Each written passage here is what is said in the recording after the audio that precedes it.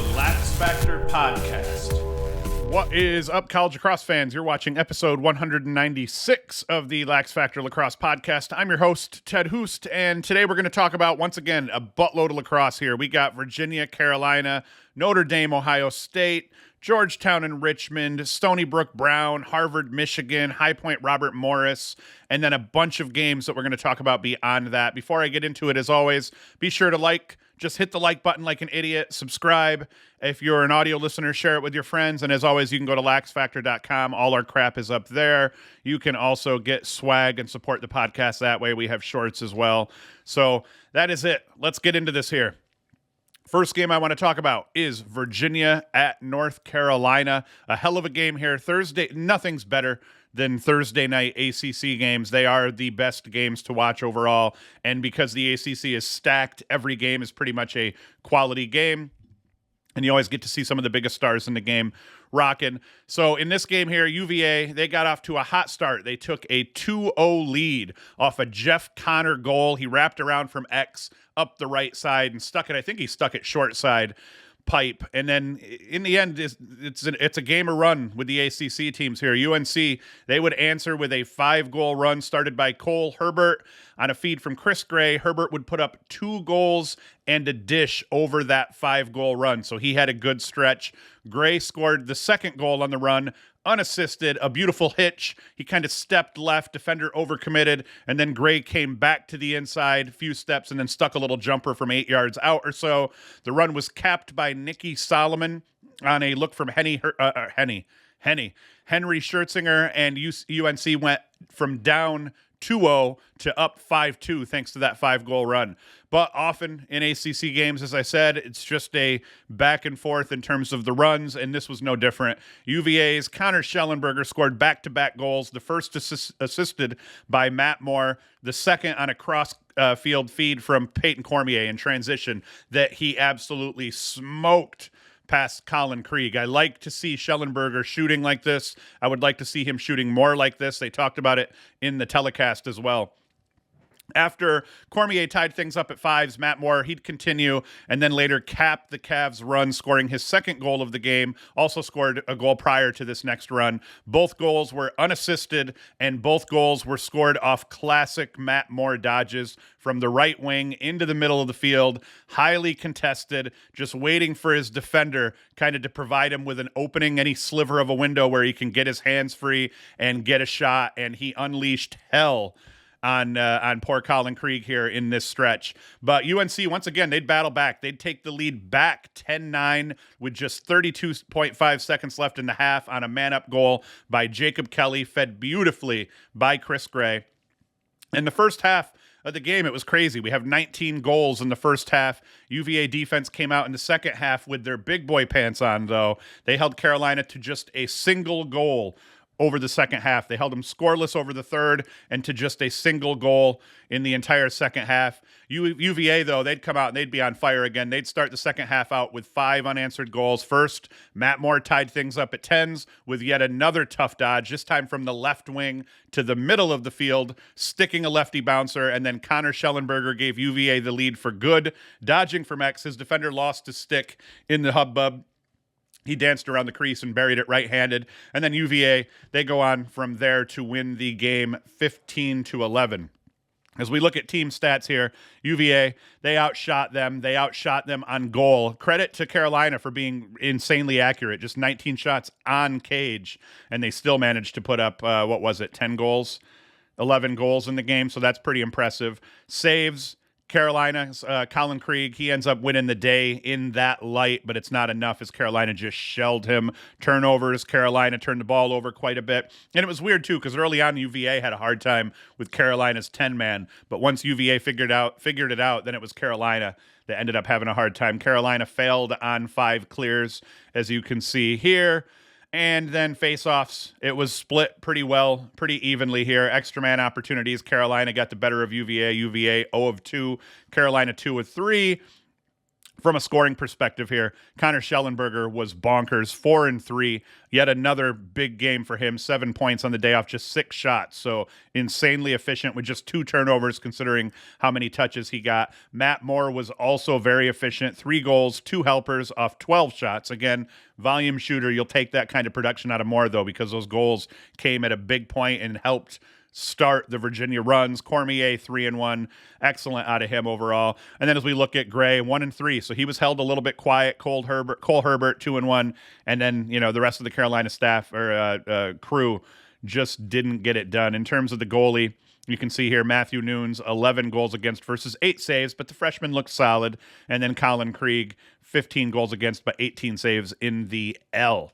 So overall, a hell of a game here, and that's going to transition us to our next ACC matchup here. This one did not go as well for the ACC as the prior game did because they couldn't lose. It was ACC versus ACC. So we have Ohio State here against Notre Dame. Notre Dame's been playing kind of a rough stretch here. This is their 3rd loss, 1-3. They beat Detroit Mercy badly and then losses to Georgetown, Maryland, and Ohio State. Kind of like Syracuse's schedule in the sense that they just play 3 killers back to back to back. But, you're going to have that here. As we get into this one, Notre Dame, they jumped out to a 2-zip lead, but gave both of those goals back to Ohio State thanks to penalties that the Buckeyes made the most of by scoring on both man-up plays. And that was a trend here. Notre Dame would answer Ohio State's run, and then Ohio State would answer Notre Dame trying to get things close again by scoring man-up goals. They were 5-for-5, I believe, on the man-up, on the extra man situations. But the Irish, they would get the lead back off an Eric Dobson goal assisted by Pat Cavanaugh, followed up by a Quinn McCann goal, and that gave Notre Dame a 4-2 lead prior to Ohio State answering with a 5-goal run that gave them an 8-4 lead. The run was both started and capped by Jack Myers' goal, his 3rd of the run, and Ohio State would never trail again from there. Myers had an incredible day here, 4 goals and 3 helpers on the day off just 8 shots. Jackson Reed was 3-3 for Ohio State. Notre Dame, they'd end up hanging around and keep things interesting, getting back to within a goal on 2 separate occasions, but it was Jack Myers' day in Ohio as he put up 4 goals, 3 helpers on the day, leading the Buckeyes to the win over Notre Dame. I kind of repeated myself there. The Big has fared well against ACC opponents so far this season. Maryland, they've beaten Cuse and Notre Dame, and they have UVA up next this upcoming weekend. Ohio State has the big win over Carolina, as well as this win over Notre Dame. Hopkins is the only other team to face ACC teams, and they're 0-2 right now, dropping games to UNC and UVA, and they have Cuse up next this weekend. So the Big Ten currently 4-2 against ACC teams, with Hopkins and Cuse facing off next, and Maryland and UVA doing battle next weekend. And obviously, I'm hoping the ACC evens this back up again, and it's 4-4 across the board between these two conferences, and then everyone can kind of shut up and stop chirping the ACC. But I mean, the Big, Ohio State, Maryland, Rutgers, even Michigan to a degree, although they got humbled by Harvard a little bit here yesterday. So, I mean, the Big is definitely much improved across the board. So that's good. Next game I want to talk about here is Georgetown at Richmond. Now, while this game wasn't officially put to bed until kind of mid to late 4th quarter, kind of medium-range 4th quarter, Georgetown wasted no time in taking control and then keeping it against Richmond on Saturday. The Hoyas' Dylan Watson struck first off a feed from Alex Trippy, going low to low, giving Georgetown a 1-zip lead. Alex Trippy then scored a goal of his own just 68 seconds later, unassisted, getting his hands free and burying one to make the score 2-zip. Then it was Declan McDermott, unassisted, Dylan Hess, unassisted, Graham Bundy Jr. off a TJ Haley dish over kind of a 3-minute and 10-second stretch, and the lead was 5-zip, and the Hoyas never lost control from there, as I said. Richmond's Ryan Lanchberry, he scored with 10:41 remaining in the 3rd quarter to get the Spiders back to within 10-8, but Graham Bundy Jr. answered the call over 10 minutes later. There was a big stretch of no goals, extending the Hoyas' lead back to 3 again. And then Richmond, once again, they'd get back to within 2 one more time. Max Merklinger off a Ryan Lanchberry feed, 11-9 Hoyas, but the wheels would come off from there, and the Hoyas would score 4 out of the next 5 goals on their way to securing the 15-10 win. As we look at the individual stats here for Georgetown, we see Graham Bundy Jr. won the day. He was 5-1 off 11 shots with 0 turnovers. Alex Trippy had himself a day. The transfer has been playing very well for Georgetown, 3-2 off 7 shots with 0 turnovers. And then you kind of see here James Riley at the faceoff dot. He goes 19 of 28 for Georgetown, so that was a big key in the victory as well. Once again, you just limit possessions. And then the goalie battle.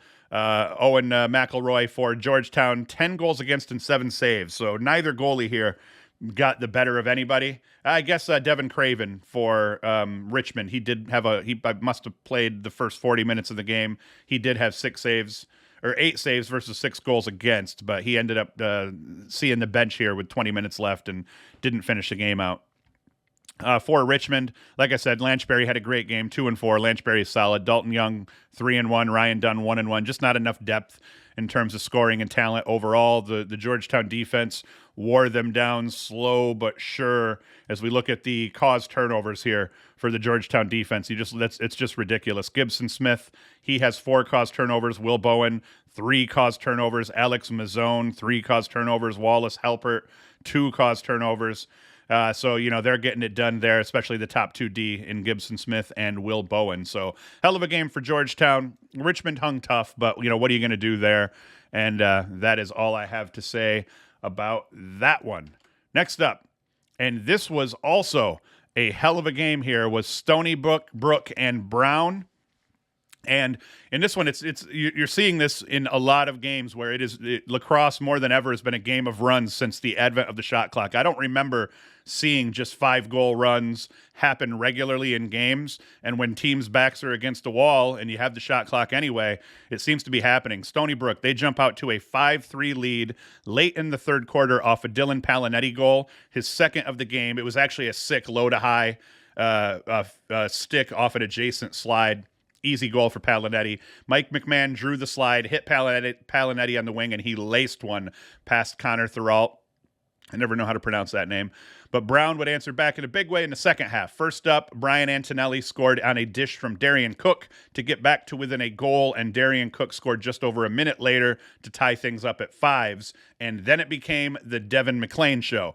McLean would score 5 of the game's next 6 goals. He started with a 4-pack, scoring the first of this stretch off a feed by Ryan O'Gavin. I don't know how to pronounce that either, man. Whoa. He then put up 2 more, beating Anthony Palma over a 53-second span. Those goals assisted by Darian Cook and Porter Holland, respectively. And the natural hat trick was now activated for McLean. The fourth that he scored was a man-up, a very nice stick on a feed from George Grell that gave Brown an 8-5 lead with 2:11 to play in the third quarter. After Matt Anderson answered back for Stony Brook, McLean yet again, he struck for a 5th time to open up the fourth quarter, giving Brown a 10-6 lead. The kid balled the hell out, played a sick game overall. As we get in here and we look at the stat line for Stony Brook, you see Matt Anderson 3-0, Dylan Palinetti 2 goals. Not quite enough overall. And as we look at Brown here, Devin McLean, the 5 goals there. Darian Cook, 3-2, both very efficient. Five shots and 8 shots on goal, respectively. They both kind of turned the ball over here a little bit more, but it didn't matter. High risk, high reward here at that point. In terms of the goalie battle, Anthony Palma for Stony Brook, 11 saves, 10 goals against. He played a pretty good game, but here Connor Thuralt ends up with 18 saves versus 7 goals against. So, I mean, that's really the deal breaker right there was Thuralt in cage for Brown. Just stood on his head and played very well. Very solid lacrosse here overall. Face-off dot, Renz Conlon for Stony Brook. He won out 16-21. So they needed every save out of the Brown keeper for Brown to be able to win this game. We look at the team stats, which is something I wanted to look at. Yeah, face-offs were 16-5. I wanted to look at the turnovers. Turnovers were pretty even too. So in the end, it was Thuralt standing on his head in cage for Brown. Tell me how to pronounce that phonetically in the comments. If it's pissing you off, then I'm absolutely butchering that. I'll just have to listen to the telecast again. But I watch them, but I watch a lot of them on mute because I'm watching multiple games at a time, and that was the case in that one. All right, next up here, we've got another hell of a game here. Harvard at Michigan. This was an important game. It wasn't necessarily a great game throughout, although once again we saw high quality lacrosse and some sick goals overall. Josh Zuwada struck first, sniping one from the right wing to put Michigan up 1-0. Goal was assisted by Ryan Cohen, but Harvard took the wheel from there, scoring 4 out of the next 5 goals, capped by Nick Loring, sticking his first of the season, giving Harvard a 5-2 lead. The Wolverines, they would get back to within a goal just 25 seconds into the third quarter. A man-up goal by Ryan Cohen, fed by Michael Bohm. But Harvard would once again go on a run. We keep seeing these runs over and over and over, scoring 4 unanswered to take an 11-6 lead, and that was all she wrote. Hayden Cheek stuck Harvard's 11th goal with 13:06 in the fourth, assisted by Nick Loring. And as we get into the individual stats on this one for Harvard, we see Nick Loring had a hell of a game. 2 of 5 for 7 points. Sam King, 3 of 2. Did I say before that was Loring's first goal? Sticking his first of the season? I don't think that's the case. Maybe he hadn't scored a goal yet, but he has a 7-point game in this one. Sam King for Harvard, 3 and 2. We see the face-off battle here was won by Michigan. Justin Whitefelt, he ends up 15-25, just wasn't good enough, and we're going to see why here in a little bit. But points by Michigan, you see they kept Zawada quiet, 2-1, didn't factor a whole lot, didn't get a whole lot of touches.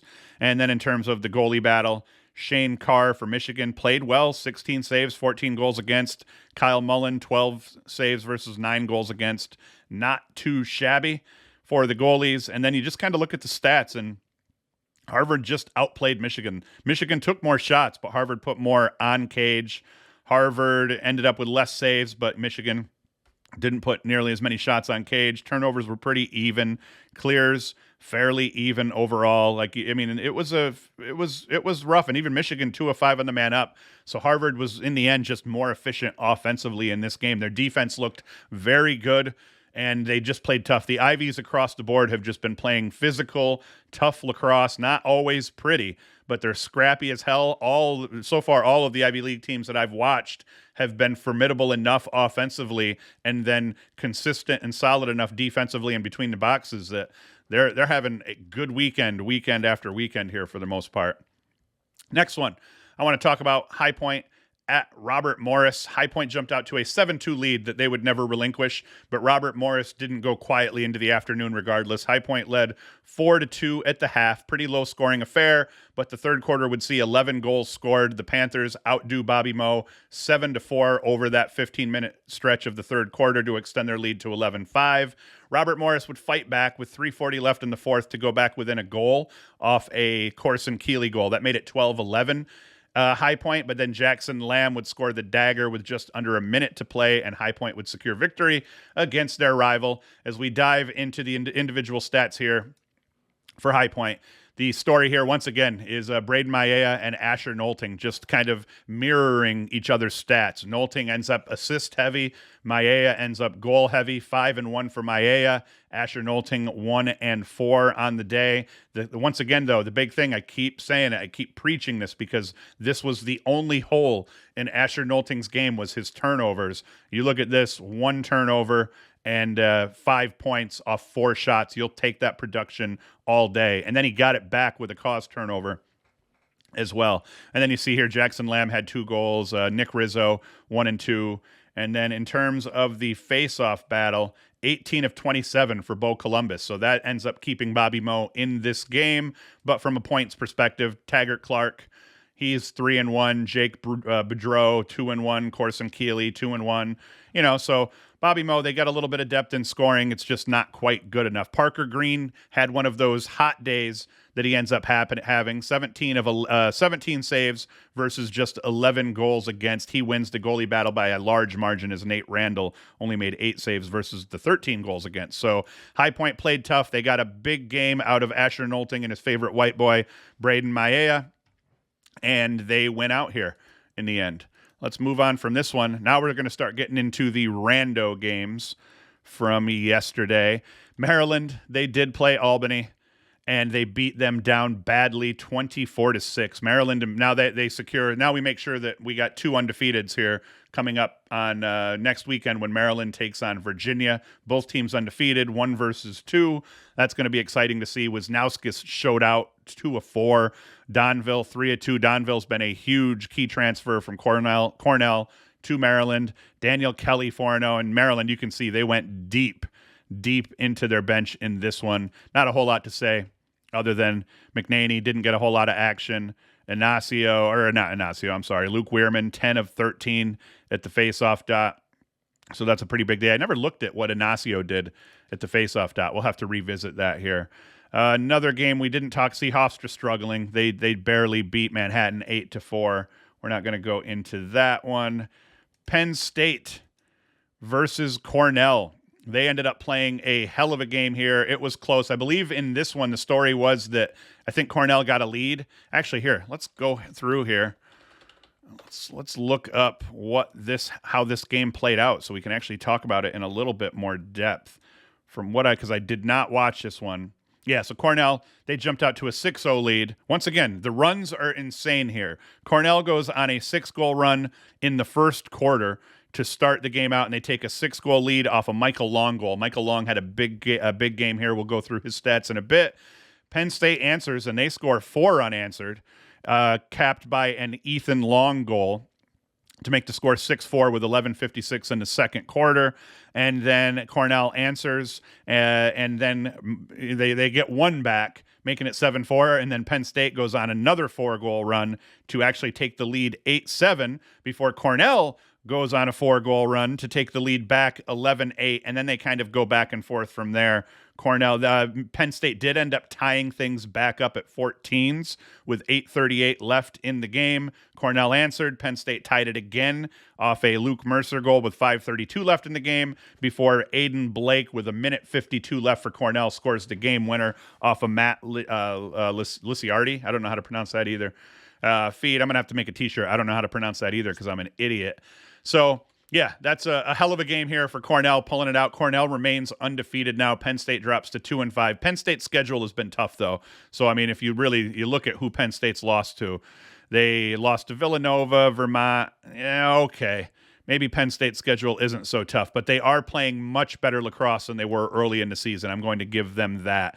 So, like I said, Michael Long ended up having a very good day. 4-1, 7 shots, very efficient. John Piatelli, 5-0.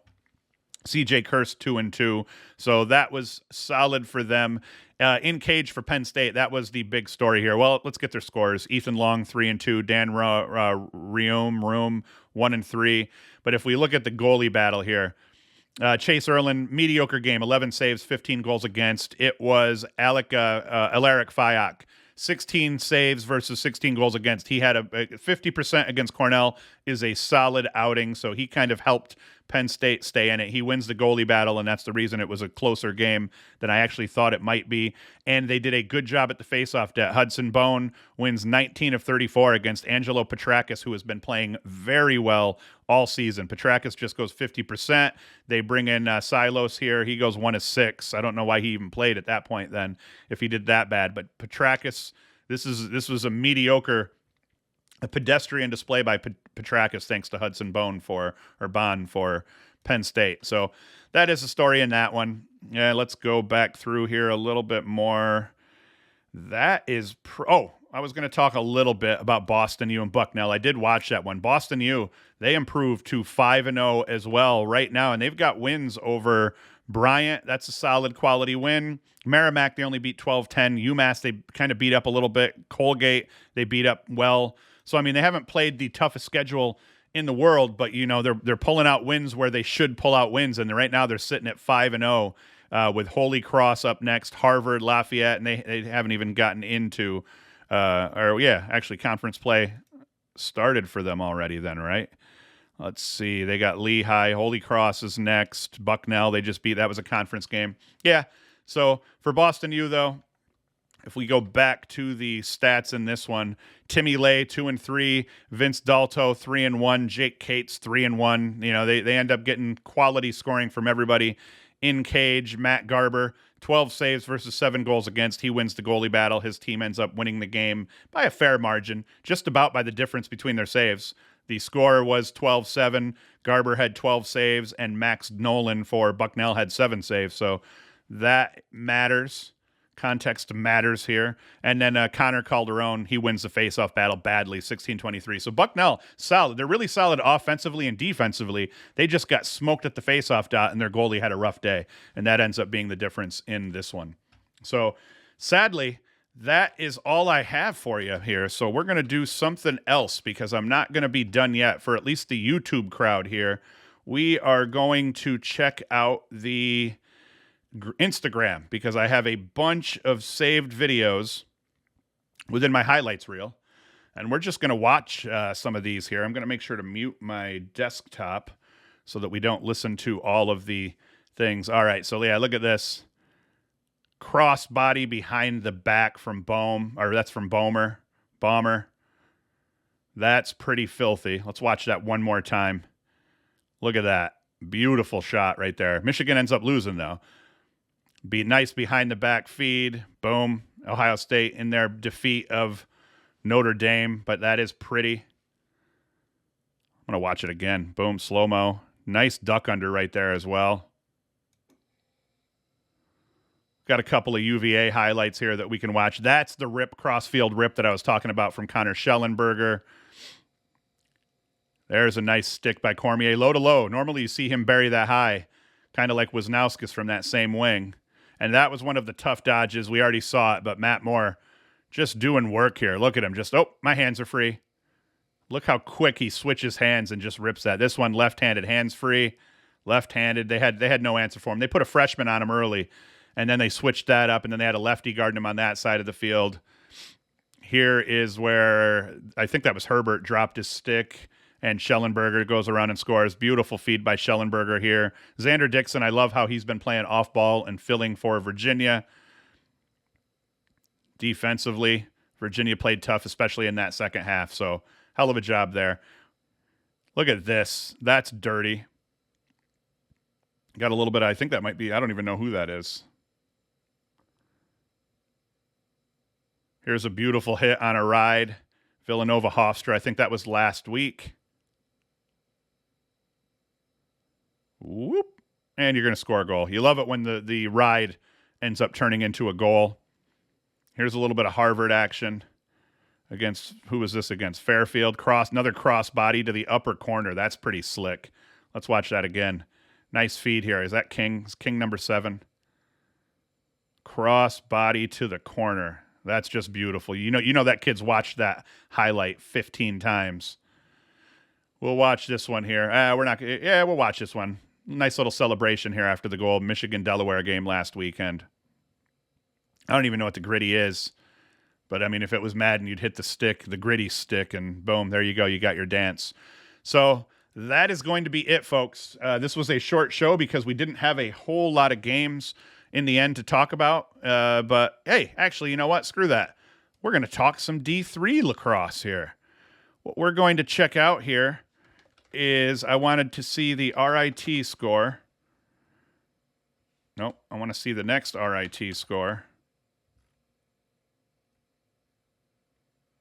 Sometimes the schedule does this and it doesn't load, I've noticed. You got to scroll down right away.